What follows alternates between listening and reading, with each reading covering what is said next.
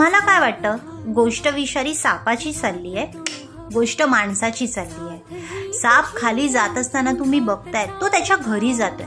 जाता जाता ही जी तलवार दिसते ना, त्याला काय वाटतं की ही तलवार म्हणजेच माझ्यासाठी खूप मोठा खतरा आहे, माझ्यासाठी खूप मोठं कारस्थान केलेलं आहे. कारण त्या तलवारीमुळे ना त्या सापाला जखम होते आणि तो घायाळ होऊन जातो, त्याचं रक्त निघतं. तर त्याला राग येतो आणि रागामध्ये आहे ना तो त्या तलवारीला अजून मारायला जातो.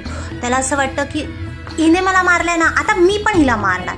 त्याच्यामुळे ना तो त्या तलवारीला पूर्ण वेटोळे घालतो आणि आहे ना स्वतःला अजून अजून अजून घायाळ करून घेतो. तलवारीला त्याला असं वाटतं की आता माझा जो खतरा आहे ना तो खूप वाढलाय.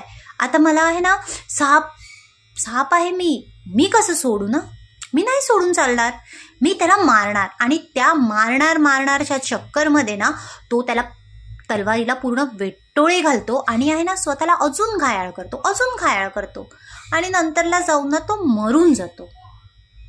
सांगायचं तात्पर्य एवढंच आहे, जेव्हा आपल्याला राग येतो ना, त्या रागापायी आहे ना आपण आपलंच नुकसान करतो, समोरच्याचं नुकसान काहीच होत नाही. रागामध्ये आहे ना आपण जे डिसिजन घेतो, रागामध्ये आपण जे वागतो, त्या पूर्ण वागण्याचा, त्या डिसिजन्सचा त्रास हा फक्त आपल्याला होत असतो, समोरच्याला नाही.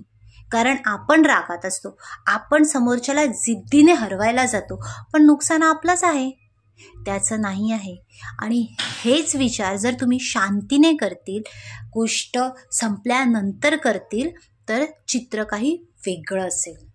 सांगण्याचं तात्पर्य माझं एवढंच आहे की रागामध्ये ना तुम्ही कोणताही डिसिजन घेतात ना, त्याला पॉज करा, तिथे थांबा, तेवढा राग आणि तेवढी वेळ निघून जाऊ दे आणि त्यानंतर तुम्ही तो डिसिजन घ्या. बघा, चित्र फार वेगळं असेल.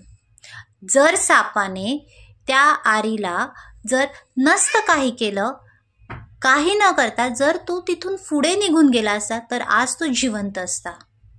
तो बदला घ्यायला गेला आणि बदला घ्यायच्या चक्करमध्ये ना तो मेला. हे व्हिडिओ बनवायचे, मी जेवढे पण माझ्या चॅनलवर व्हिडिओ बनवते ना, मी तुम्हाला ना जीवनाबद्दल ना काहीतरी हमेशा सांगत असते. जीवन जगण्याचे माझे दृष्टिकोन मी तुमच्यासोबत शेअर करते.